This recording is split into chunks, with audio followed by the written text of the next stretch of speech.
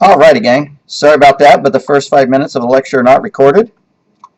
Go to the notes and read everything from the beginning to recording starts here. Go ahead and pause it and look at this, whatever. And then we're going to go on our merry way. So to append to a list, you use l.append. To insert into the list, you insert and you specify the index value that you want this item to go into. So for example, to insert at the beginning of the list, you specify index value 0. Then we did a couple of other things. Well, we did one thing. We did, if you want to delete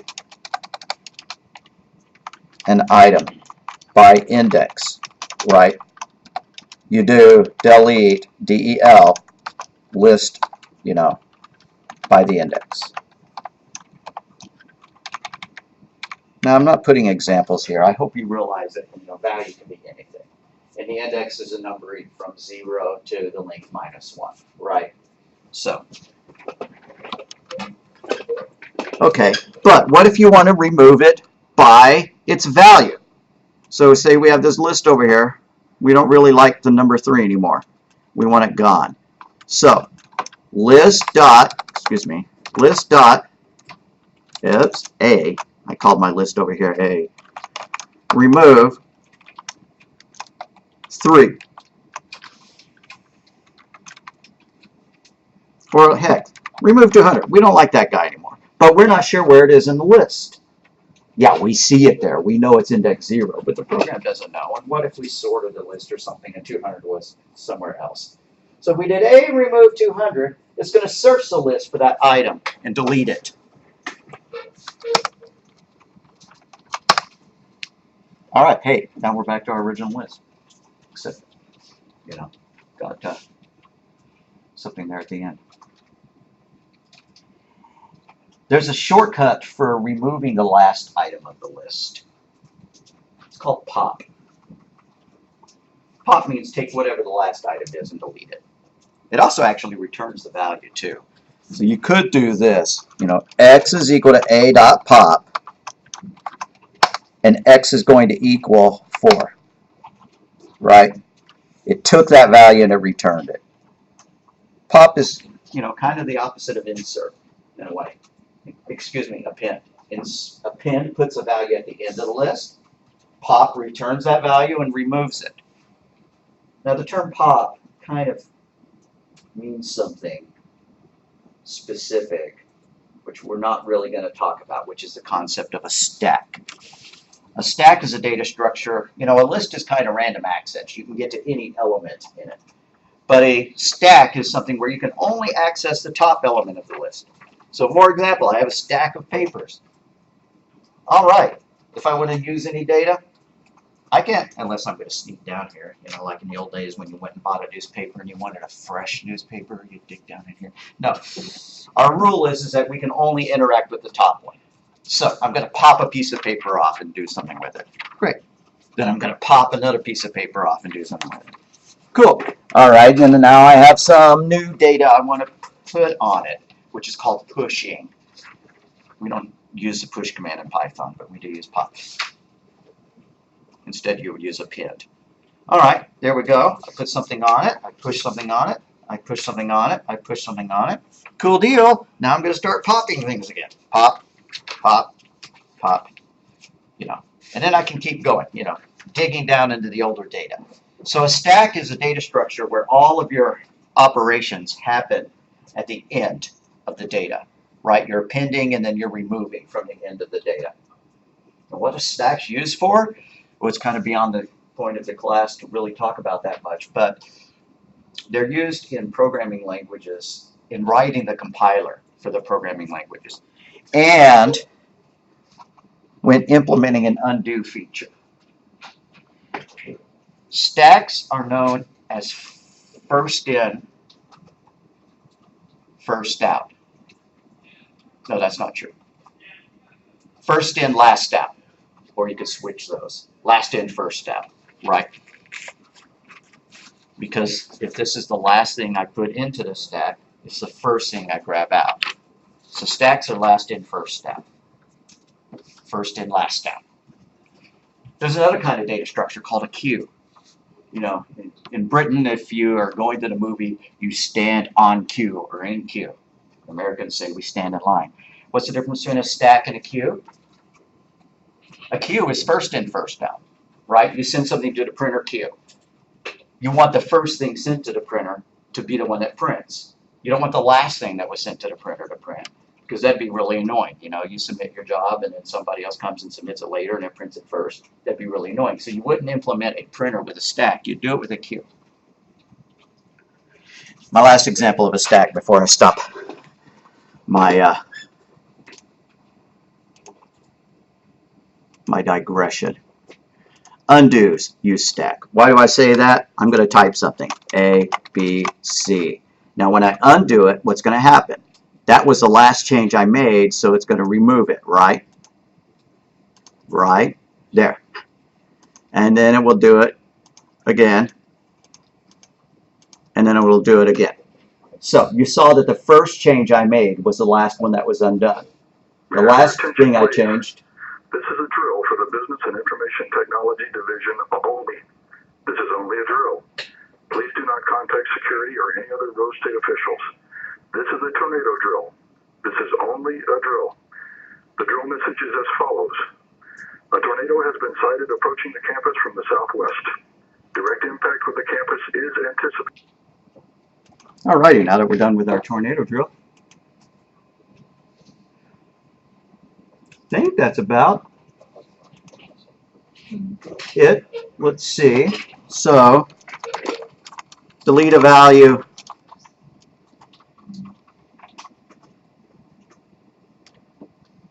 Delete an item by, I should say remove, but I'm still going to call it delete because that's the way our brains work, right? Delete a value. Delete an item by value. So you do L.remove followed by the value. I'm going to move. I think it's about time to take that out.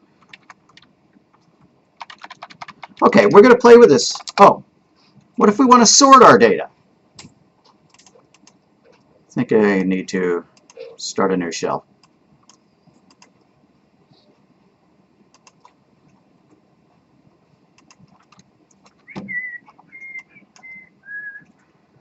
All right, let's make another list. L is equal to, again, we need some numbers that are not sorted, right? There we go.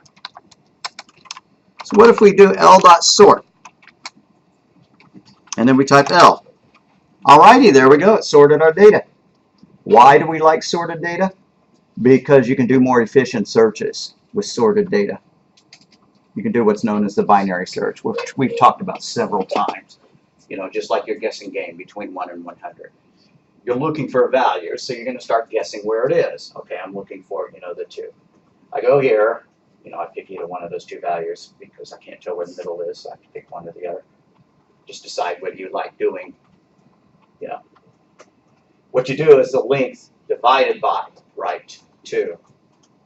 But if you have the wrong number of items, then you'll get a fractional value, and you just have to decide whether you're going to go up or down. So anyways, say we go to 6. We were going to round up. And nope, because this data is sorted, we know that since we were looking for a 2, we didn't find it. So now we know that the data is in this half because the value that 6 was too large. So then we go to another index value, kind of in between there. Then we check again. Is that index value? Is it 2? No, it's not. Okay, so do we have to go to the left or right? And so you keep narrowing it, you know, 50, 25, 37. And then finally you either zero in on it or you don't find it at all. But that's a binary search. If you had a thing that was 100 items long and you were going to do what's known as the linear search, where you start at the beginning and you go to the end, then you might have to go all the way to the end, right? It might take, you know, 100 checks, 100 accesses to the array, to the list to find it. But if it's sorted and you can do a binary search, then it takes at most 7 or 8 checks in order to rule out that it's not there to find it. So, you know, The average of a linear search is the length divided by 2, which is 50. The most checks that it takes to do a binary search is 7. That's a lot better than an average of 50 checks in order to get your data out. Again, that's for 100 items. There's an equation I think I've popped up here for telling you the efficiency of a search for 1,000 items and 10,000 stuff, whatever. Okay, so let's play with this stuff now. Whoops, I wanted to put this. To sort the data, L.sort. Alrighty, let's play with this. Crank up idle, make a new program file, save as, call it, get it out of the Python directory. I've seen some people still saving stuff by accident in the Python 36 directory, which really can break Python to the point where it won't even load. So far, nobody's had that happen, for which I'm thankful for. Alrighty, so I'm going to call this, it's May now, May 1 space lists, because that's what we're talking about. And I did my usual idiocy and did a save as, so it saved this this shell. So that's not really what I wanted to do. I forgot to do no file. Alrighty, so now I'm going to close my shell so I don't keep messing with it. And then I'm going to do a save as again. I bet all y'all did it correctly and I didn't. So save as, where's the one that I just saved? I'll type it in again. May 1 space lists. Yes, I want to replace it. Alright, now I have a blank file. I'm good to go. Okay, so we're going to play with lists. Put our name, our date, CIT1113, Python lists. Alrighty.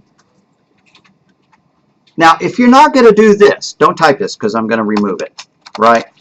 If you're not going to, like I said, don't type this. If you're not going to create an array like that, you know, with predefined values, you have to make what's known as an empty list. That's not too hard to do. You can just do that. Now it's an empty list, right? You can't access anything into it, right? If you printed out L subscript 0, that's an error because there is nothing in the list. So do type that. Create empty list. Why? So that we can start appending some data to it. Let's append some good stuff to it. Do some names. Thor. Loki.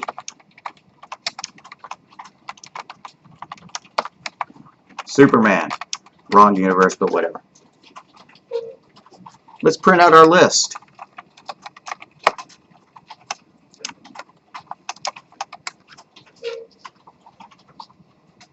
That's kind of cheaty. We should use a loop to print out the list. But we'll do that in a minute. Alright, so there we go. Thor, Loki, and Superman.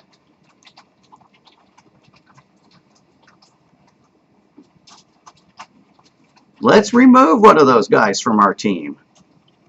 Superman is a DC character. He'd be a good one to remove. So we talked about two ways of removing.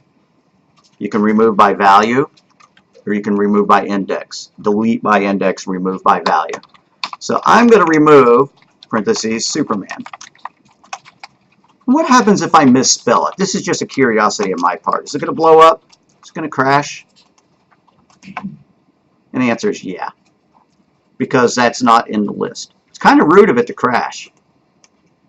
But you can fix that if you had to. You could do this, and don't necessarily type it, but if Superman exclamation mark is in the list, remove it, right? Now that would prevent the error. Now I'm going to remove most of that text. You know what, maybe I'll leave it. You know, whether you type in a correct value or not, you know, whether you type in Thor, you know, and you delete Thor without any typos. That's the right way to remove it, really. You have to make sure it's in the list before it blows, before you actually remove it, or else it'll blow up. I'm going to go back and modify my notes to that effect. If you use L.remove, you need to do an if-in statement to make sure the value is in the list. So for example, if the value in the list.remove value.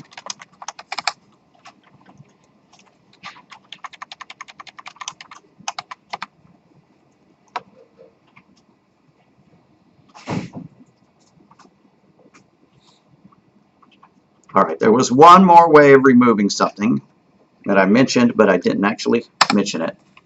To remove and return the last value, use pop, l.pop. Let's do that. Let's come over here, get the last value out. It's going to be Superman, right? So, dude, well, heroes can be women too. Person is equal to l.pop. Now let's print our list again, and then also print our person out.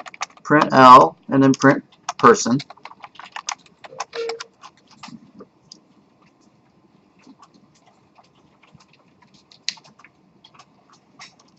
Let's see what this stuff looks like.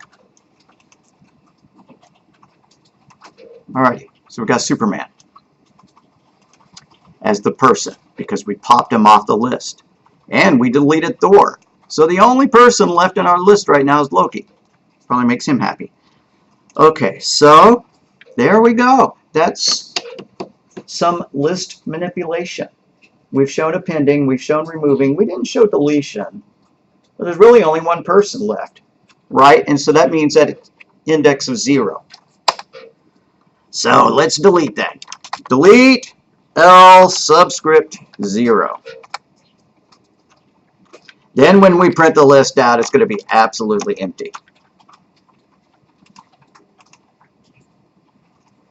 Okay. We should put some comments here. This is a remove by value. That if Thor's in L, remove Thor. This is remove and return the last value. I should be calling them elements or items.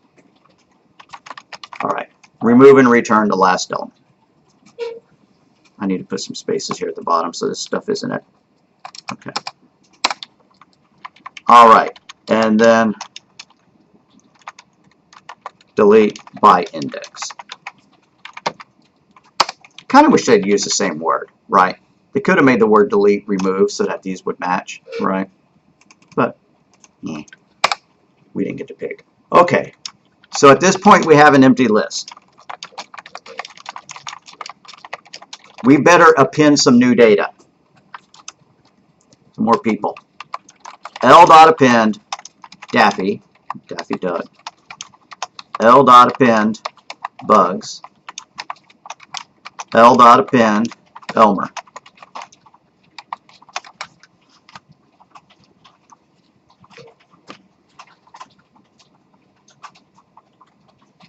Now let's insert some people into the list. If we print it out, it's going to say Daffy, Bugs, and Elmer, right? Let's print our list just to prove it. But now we're going to insert 2 more names. Shaggy and Scooby have joined our gang. L.insert into position 0 because we want these to be pushed into the beginning of the list. Shaggy. And L.insert Scooby. It's probably about, not Scooby, probably about time to stop the recording.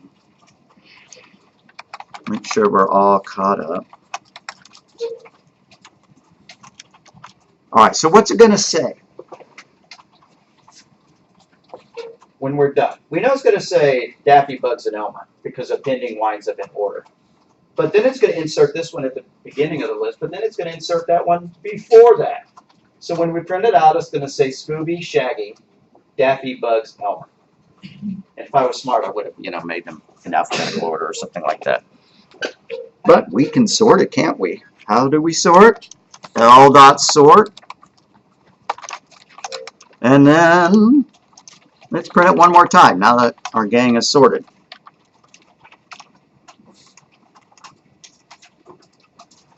I'll bring the code back. There we go. See? Bugs, Daffy, Elmer, Scooby, and Shaggy. All right. A couple more comments. These are insert into the beginning of the list. And this is sort our data in alphabetical order. What if they were numbers rather than strings? Then it would just sort it in numeric order, right? Where 1 is before 2 and -5 is before -4, right? Alrighty, of course we have to know how to print these things with our own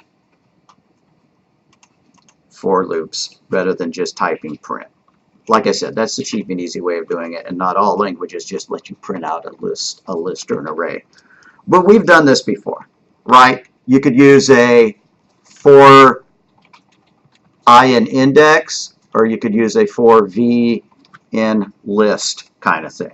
So for I in range 0 going up to the length of the list, let's print out L subscript I. And I said I was going to stop. I'm sorry. One more thing we're going to type. That's printing by index. That's a for by index. And we're going to do a for by value now. For v in the list, print v.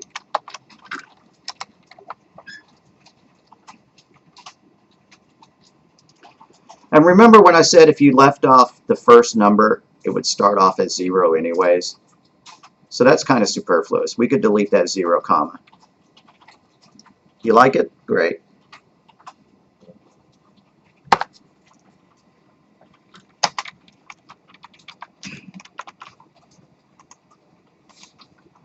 Alrighty, there we go. It printed out our list twice. One, the first time, doing it by for index.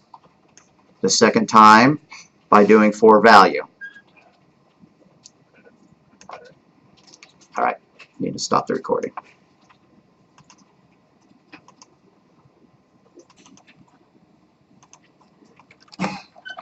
Now let's write our people out to a file. So we need to get a file name. We could ask the user for the file name, right? But it's always annoying when we're testing these programs over and over, you know. But it's the right way to do it. So file name is equal to input, parentheses, quote, save to what file, question mark.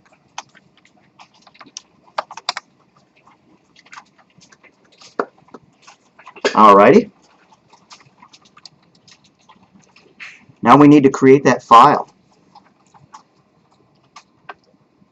Now remember that if we were going to open that file for reading, and this is why I've commented it out, because we're not, we would do file is equal to open, file name, comma, read.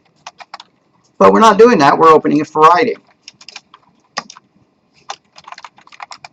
So file is equal to open, file name, comma, W for writing.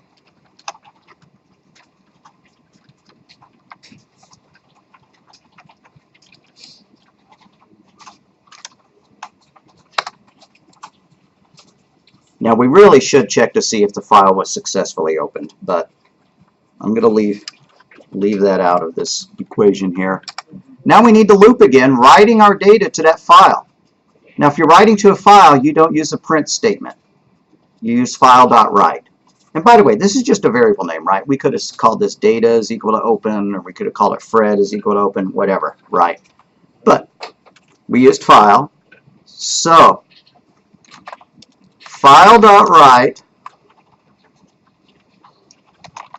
here are some people, exclamation point.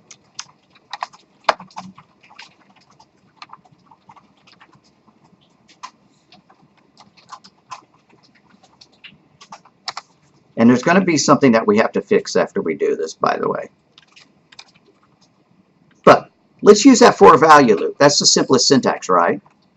For v in L, file.write that value. And then we better close our file. So file.close.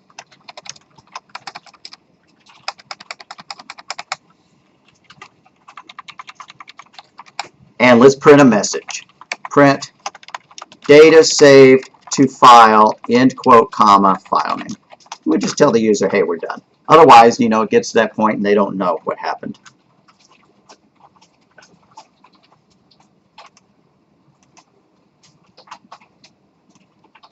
Save to what file? I'll bring the code back in a second. Why don't I just move this over here? You kind of see it. Yeah. I'll bring the code back. Save to what file? Data.txt. That's a good enough file name. Data saved to file data.txt. Let's see if it's really there.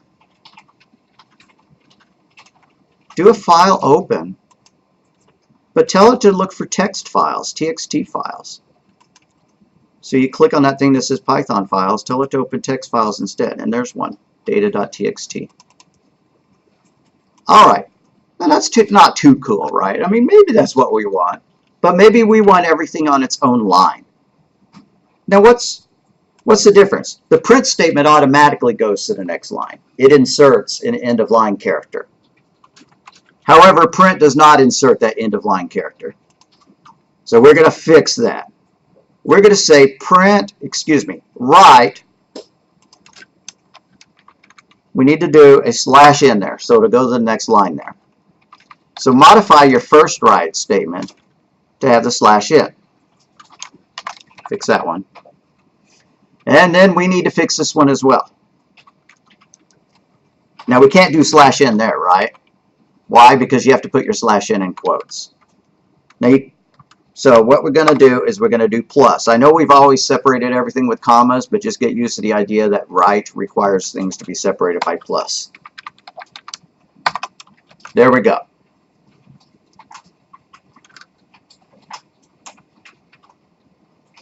Now when we run it and we save our data, it's going to look a little bit better. Save to what file? Data.txt. I'm going to come over here and open it. Tell it to open text files. There we go. I'm liking what I see. That's great.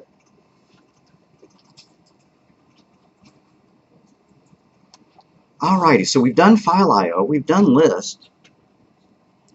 We still have a little bit of time, so I think we're going to go back and hit our lecture.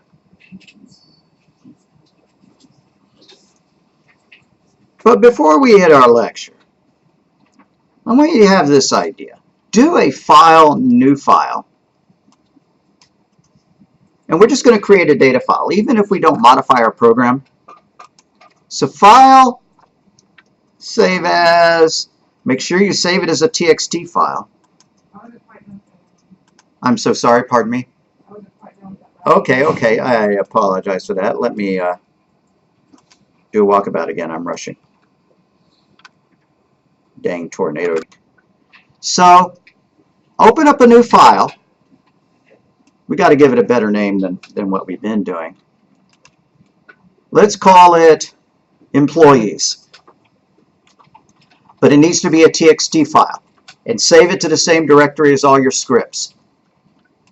So save as, make it a TXT file, so you need to do save as type. And let's call it employees.txt.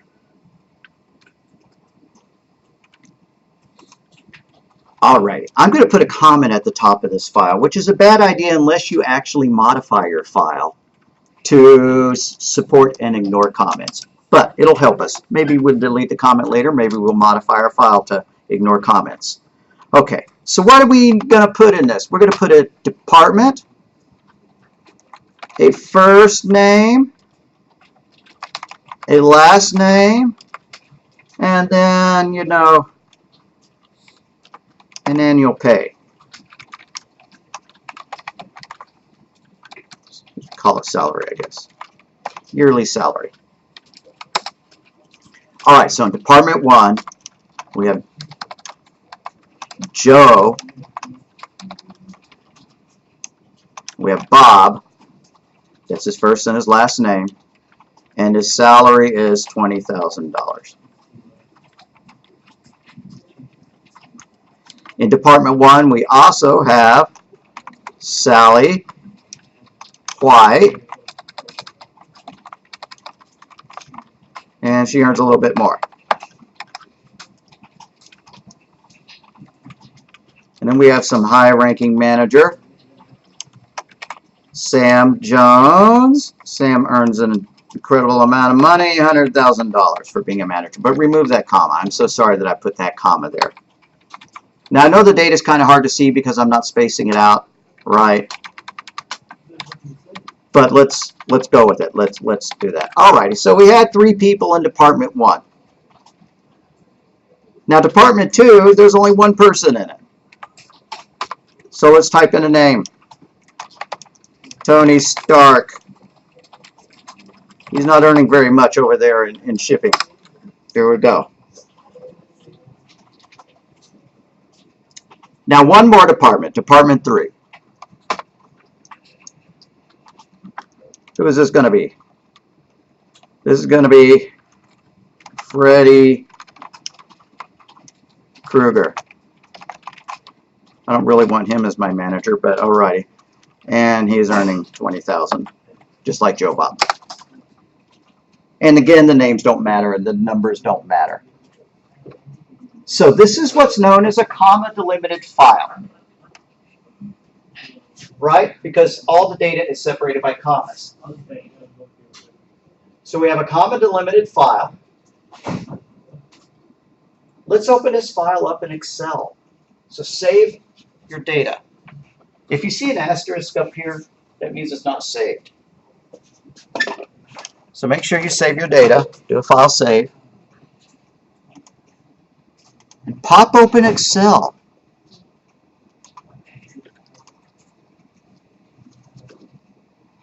So, start box, Excel. Well, I mistyped that. All right.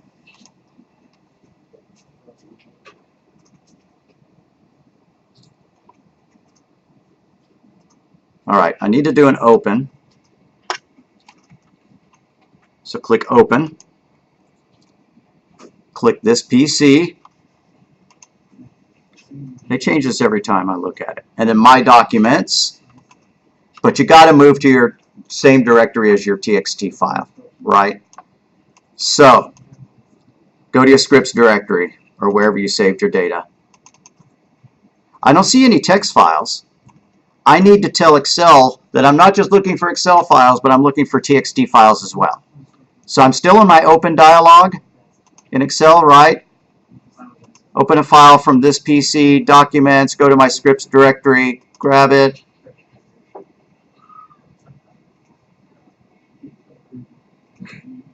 Alright, is there something I can help with back there? Nope, alrighty. And then I need to change it to TXT files.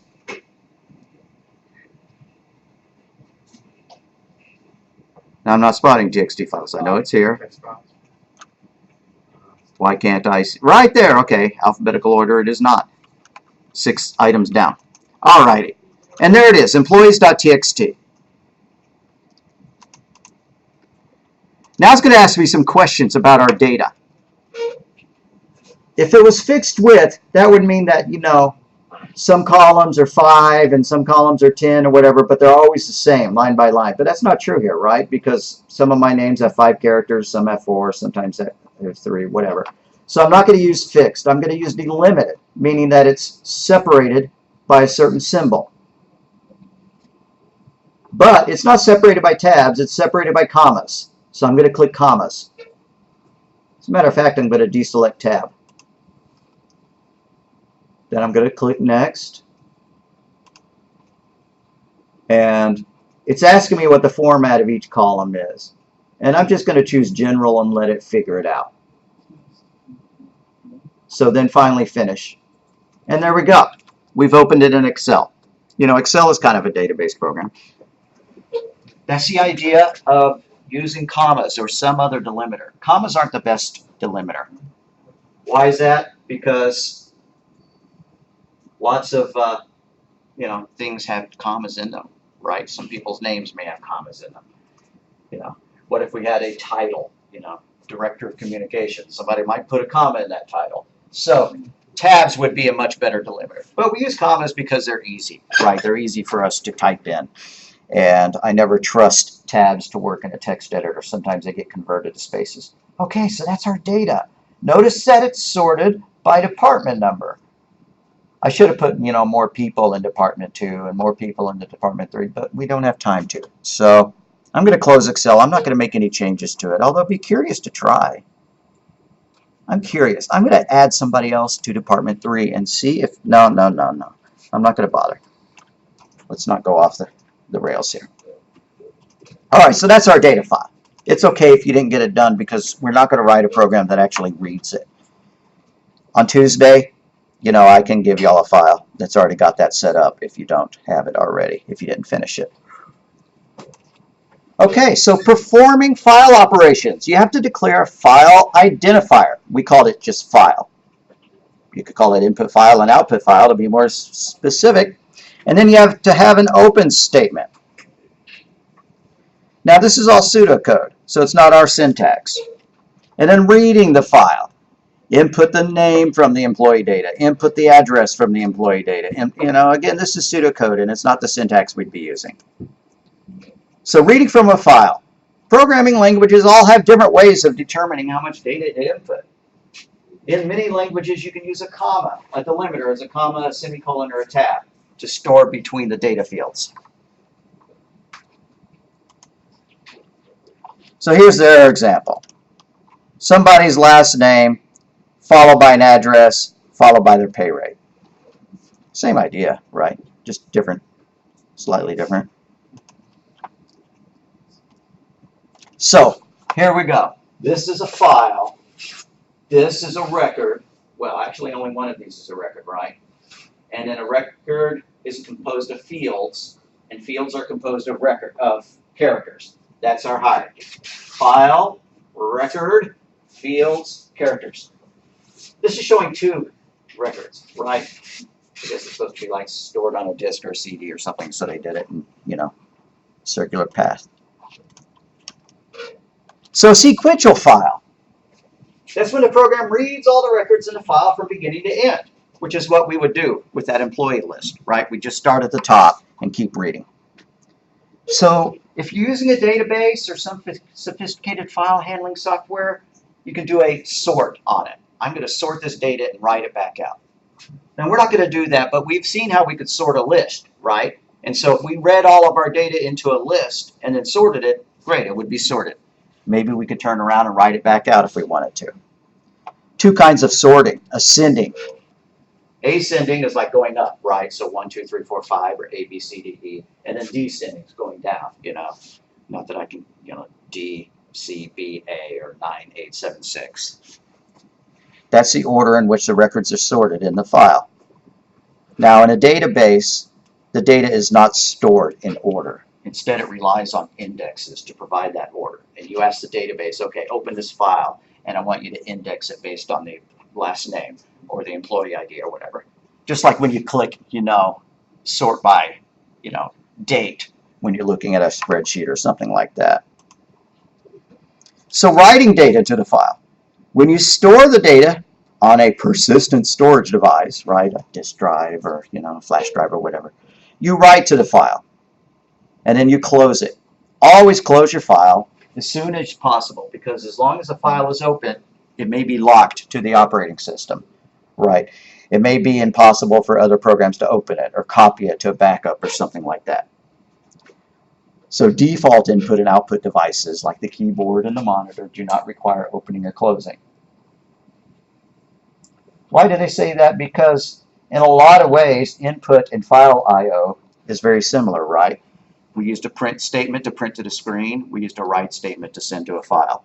In some languages, you use identical commands to send something to the screen or to a file, C++ specifically. So what is a backup file? It's just a backup of the data, right? You're going to start making some changes to the employee file. Your program is going to go and sort it. Well, make a backup of it first, so that if it gets munged, if the computer crashes halfway through it, you still have your backup data. The backup copy is called the parent file. The version that you're revising is the child file. And then when you're done with it, maybe you'll delete the backup and copy the child on top of it, or maybe you'll rename the backup to something else and rename the child file the correct thing. You just got to make sure what you're going to do with your backup. Are you going to delete it, or are you going to keep it forever? Eventually, you'd fill up somebody's hard drive if you kept up, the backup files each time. Now, so what is a control break? This is the last thing we're going to talk about. We're almost out of time. A control break is a temporary detour in the logic of a program. It uses a change in a value to initiate a special action. What do we mean by that? Well, look at our file again. I lost my file. File, open, recent, employees. What if I wanted to print out a report of what is the total salary for Department 1, what is the total salary for Department 2, and what is the total salary for Department 3?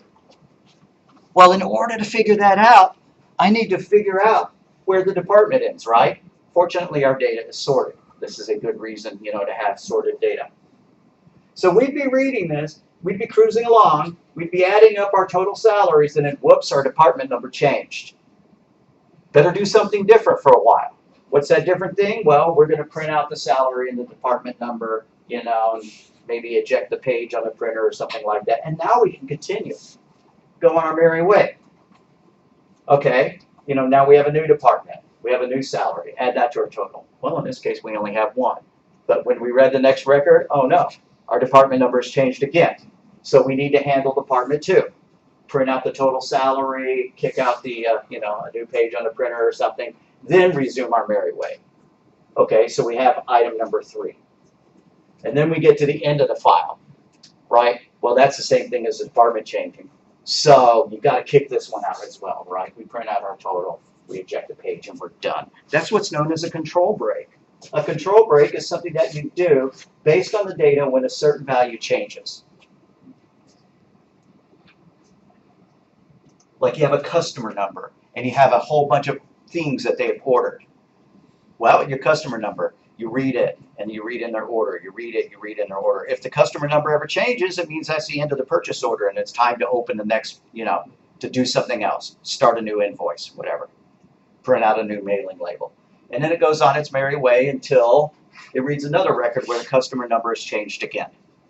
So that's the idea of a control break. That's where we will pick this up on Tuesday. I believe our final is on a Monday. Might be on a... No, this is the Tuesday, Thursday class. It's obviously not going to be on a Monday. I'll have to look it up. I'm sure I put it in the syllabus. All right, let's make a Dropbox for this. But also our homework. Our homework is going to be create a list called books. Add 3 books. That's actually appending, right? Insert 3 more books. You're making up the names. Into the beginning of the list.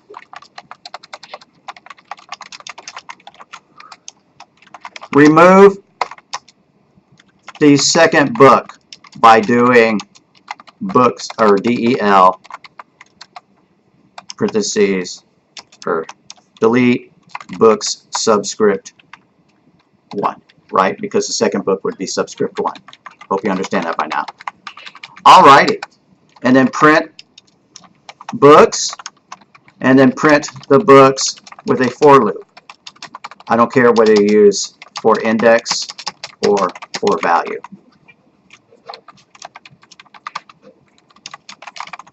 And when I say for index, I usually mean I abbreviate it for I.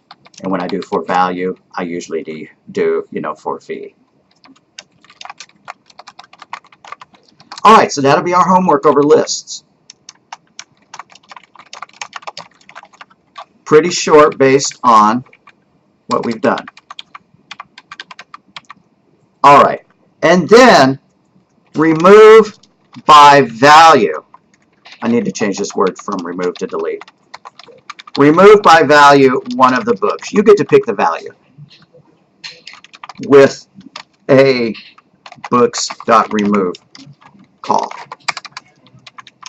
So do that actually before you print it out. Okay, so get that to work. Just remember that if you try to remove by value but that value doesn't exist, it's going to blow up. So that's when you do that if value in books, books.remove. Alrighty, Dropbox.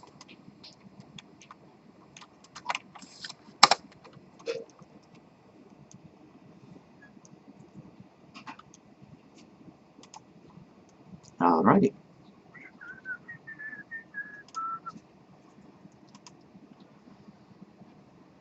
Come in.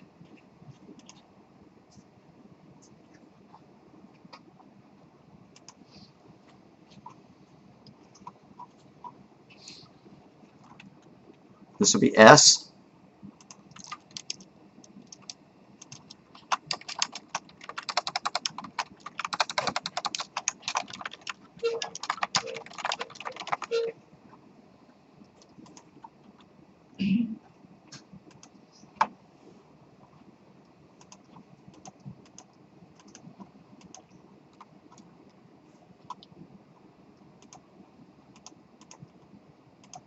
All right, it's there. Refresh your Dropbox, and you can upload it.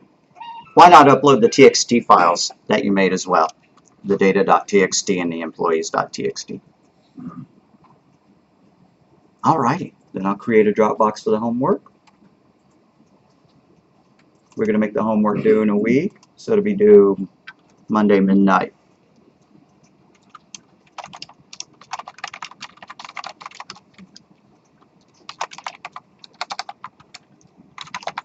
Right, it'll actually be Mondays now. Yeah. All righty. If you have any questions, we can hang out a little while. I'm going to have to run out before 3:30. Otherwise, let's hang out. Otherwise, I will see y'all Tuesday.